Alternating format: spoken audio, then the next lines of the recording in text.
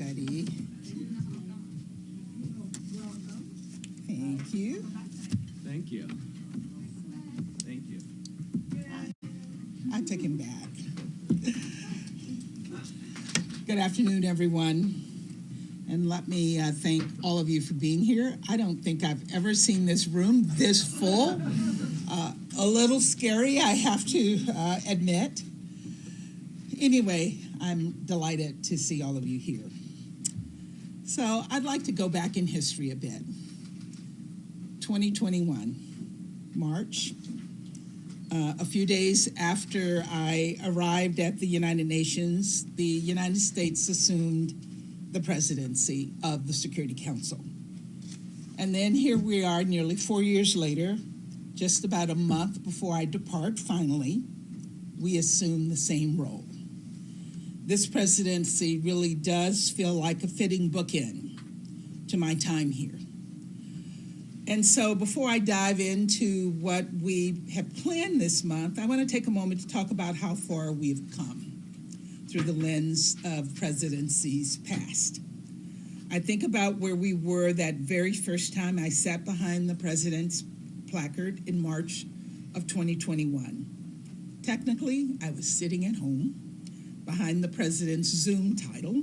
Still in the throes of COVID-19, the council met and negotiated virtually.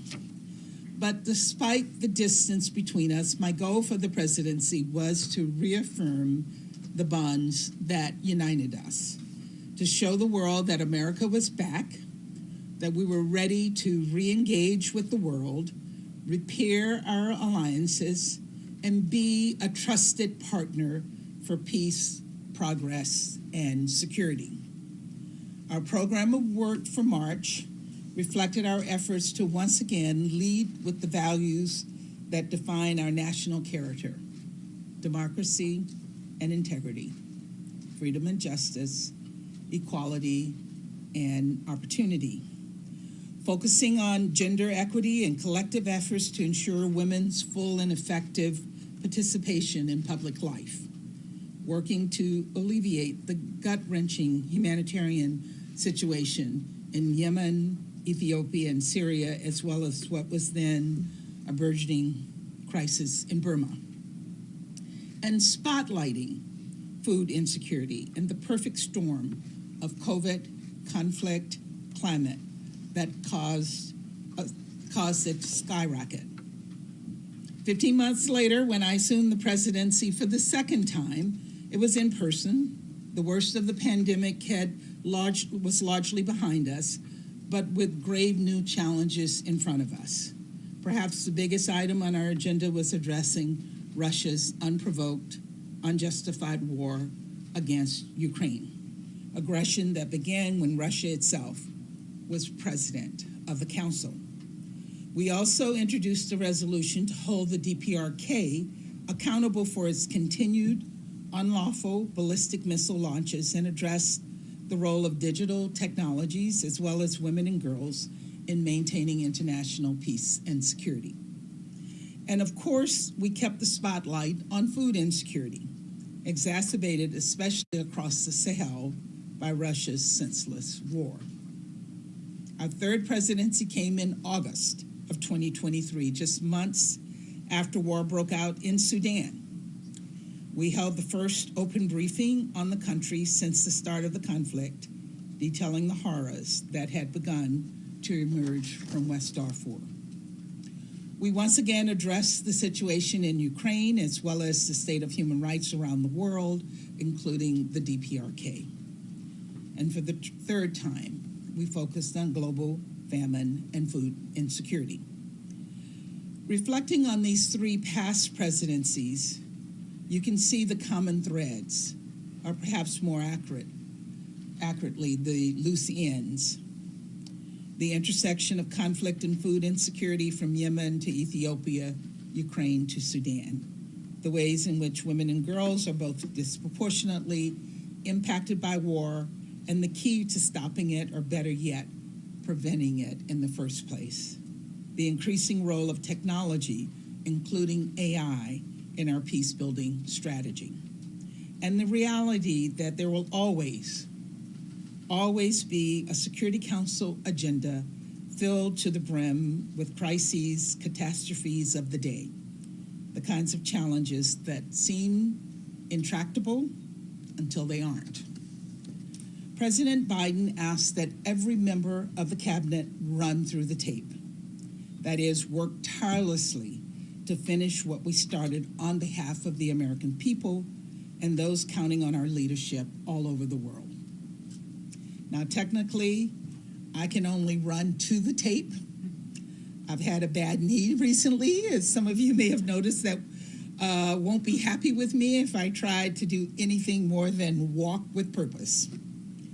But this fourth and final presidency is going to be a sprint because we have a lot of work ahead of us. Not a lot of time, but we have a lot of work ahead of us.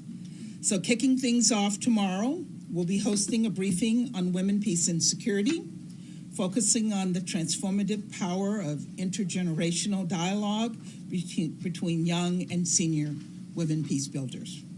We'll be elevating the voices of emerging and established leaders with experience at the grassroots, local, national, and global levels, and perspectives critical to defining the next 25 years of WPS agenda. Second, on December 19th, we'll convene to discuss the impact of artificial intelligence on international peace and security, building on our work the past 4 years, including through our landmark General Assembly resolution to govern AI with a focus on human rights, sustainable development, and capacity building. In the days between, we'll be covering all manner of issues, from Russia's ongoing assault on the Ukrainian people, to the ongoing security crisis in Haiti, to the humanitarian catastrophe in Sudan, to the conflict in the Middle East, including Gaza, and the recently concluded ceasefire between Israel and Hezbollah in Lebanon. And of course, it goes without saying that the situation in Gaza will be at the top of our focus. We will continue our relentless diplomacy to bring an end to this conflict and bring the remaining hostages home. We will continue to work around the clock to alleviate the suffering of the Palestinian people. And finally, and what should come as no surprise, we will once again highlight food insecurity around the globe. As many of you know, this has been personal for me. As I detailed in the council just a few weeks ago, I've seen starvation up close, and it's not something one can easily forget or ignore. Today, significant and urgent action is needed more than ever before as hundreds of millions of people face food insecurity and many even famine. And so the United States will convene a high-level meeting on food insecurity on December 9th, focused on galvanizing actions toward achieving SDG 2, zero hunger. We'll be bringing together experts from across the international community to discuss where we've been, where we're going, and more importantly, where we are in the collective fight to end food security. Now, this presidency may be a bookend, but I'm under no delusions that this month will offer only happy endings. There's a reason we continue to focus on gender inequality and food insecurity, digital threats and regional conflicts, and that because these are stubborn challenges that unfortunately outlast any one presidency in the council or otherwise. That promise, that mission is what keeps us coming back to the table even when change and democracy and diplomacy are hard. And yes, even when the future is uncertain, because we have no other option. Far too many people are relying on us, for us, to simply throw up our hands. And so instead, we will roll up our sleeves and continue our work. So with that, I'm happy to take your questions. It's good to see everyone. We'll start with Valeria. Thank you so much, Nate. Thank you, Ambassador, on behalf of the United Nations Correspondent Association for this press conference. we wish you the best of luck for the month ahead. And I think I express what all my colleagues think, saying thank you for the past 4 years of being open and always available, stopping at the stakeout. We really have appreciated that. So Valeria Robecco from ANSA Newswire. My question is on Syria. What diplomatic margins do you think are there to start negotiation in Syria right now? We have wanted those negotiations to take place for a very, very long time. It is the Assad regime who has ignored Security Council resolutions and refused to come to the table. The current situation on the ground is concerning.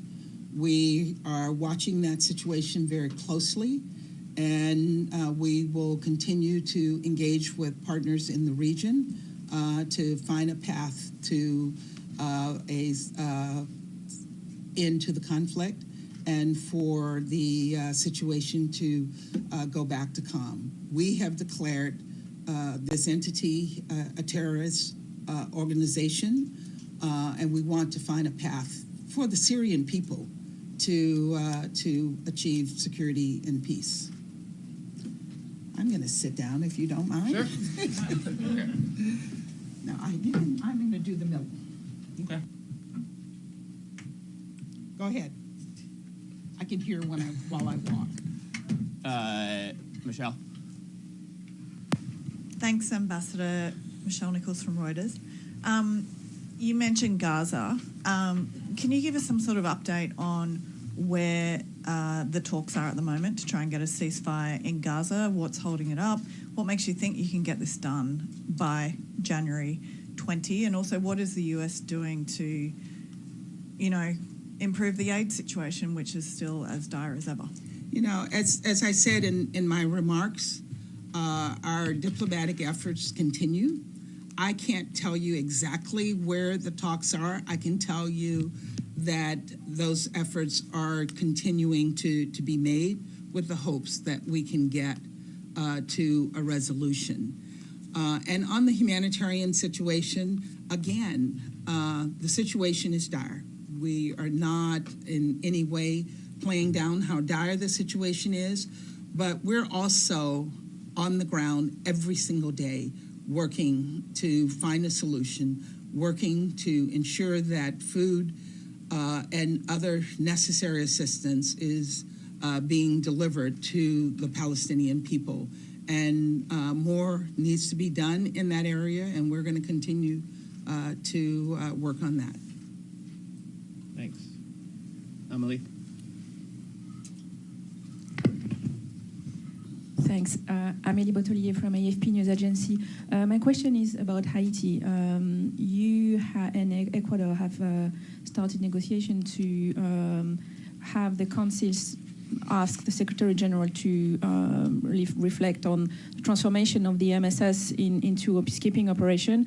The Security Council meeting a few days ago showed that some member states are not really happy with that. So can you update us about the negotiation, and do you plan to put this resolution to a vote soon? The negotiations are continuing, and as you mentioned, they are not easy.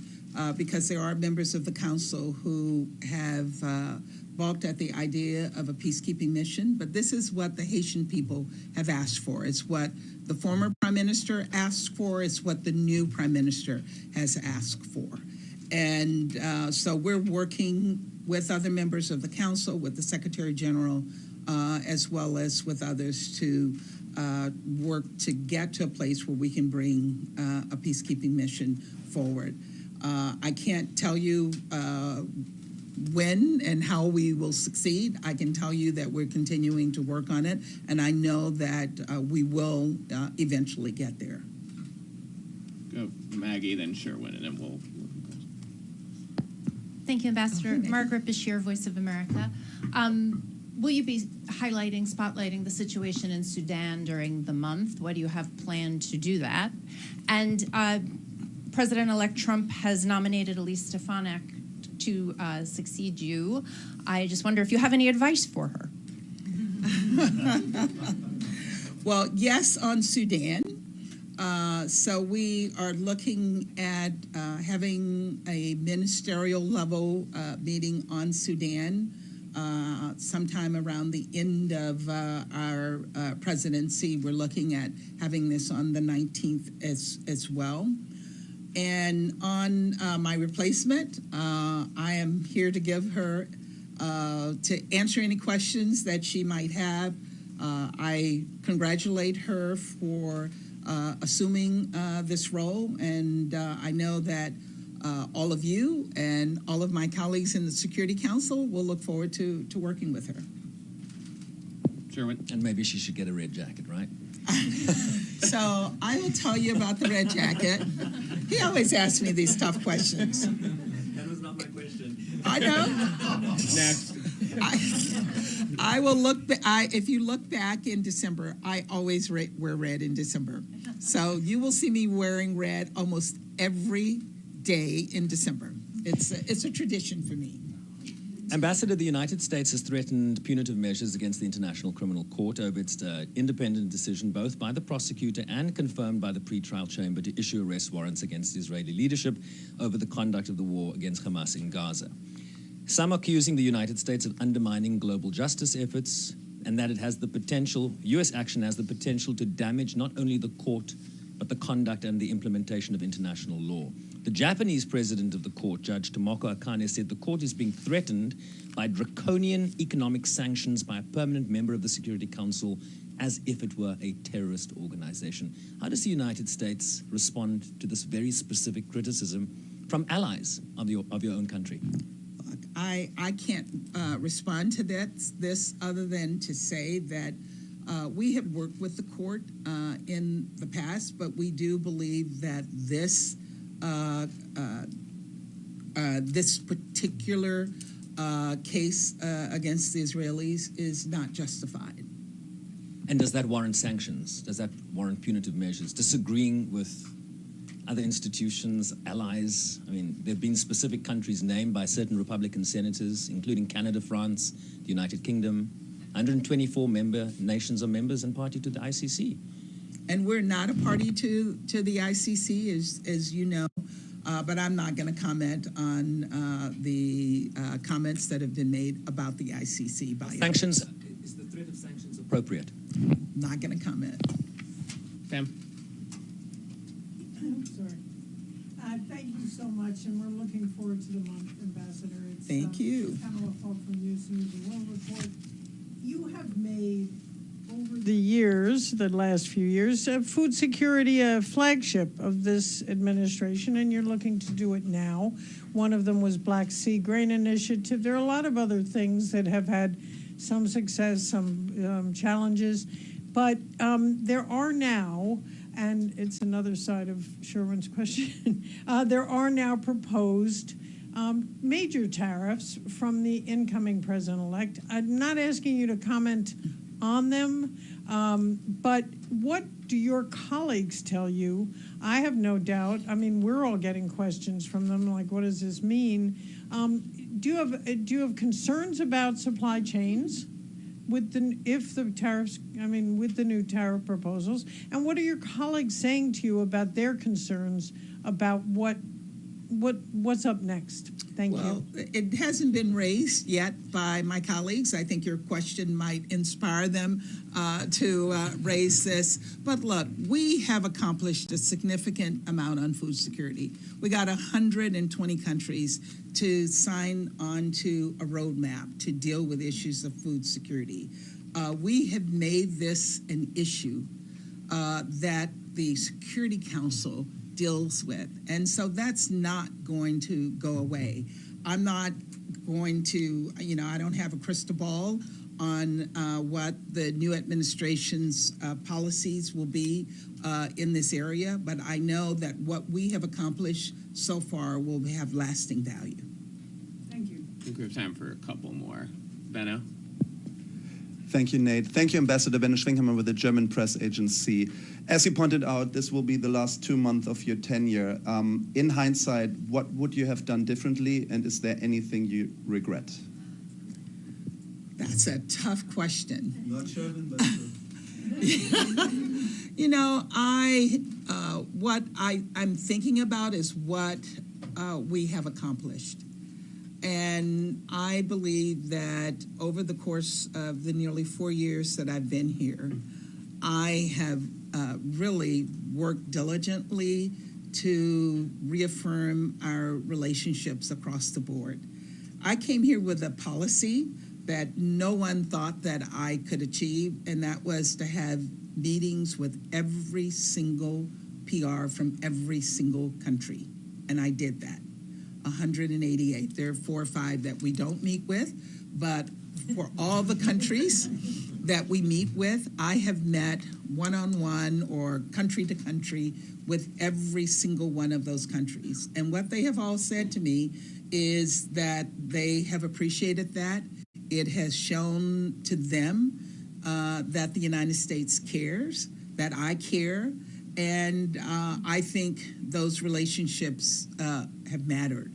So I'm very, very proud of having accomplished that, bringing back our leadership, bringing back the respect that had diminished somewhat.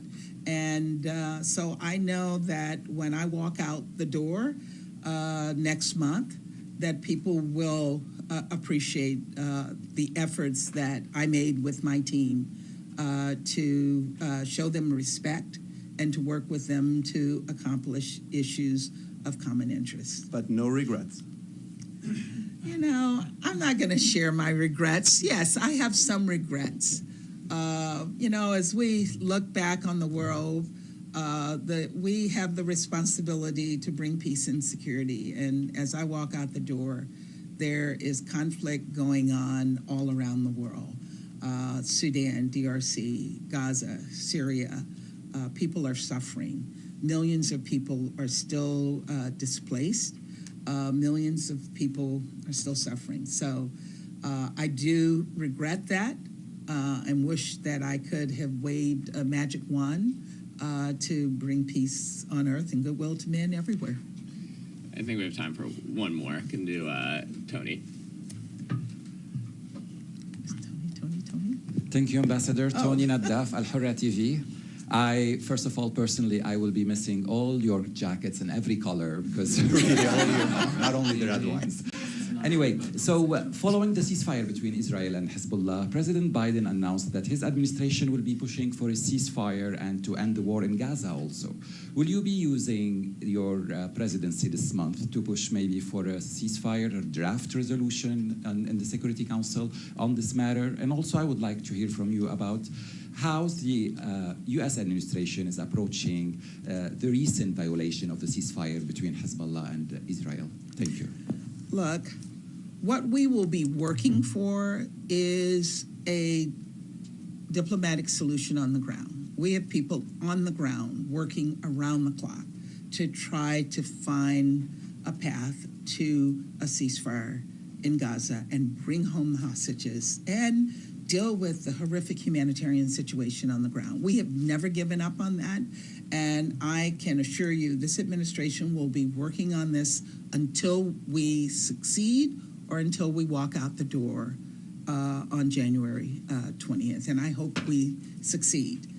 We're working to succeed. And then on the situation in Lebanon, we're moving forward. There has been an agreement. There have been some hiccups, but the agreement is still standing, and we're looking forward to monitoring the situation on the ground to ensure that the situation continues, the ceasefire continues to be honored. Sorry, I think that's all we have time for, but appreciate everyone's time. Thanks. Thanks. Can we get some more ivy before you leave? You can. You got it. Wish you a successful. Thank you very much.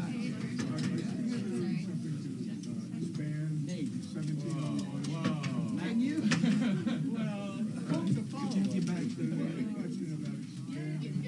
Well, you know what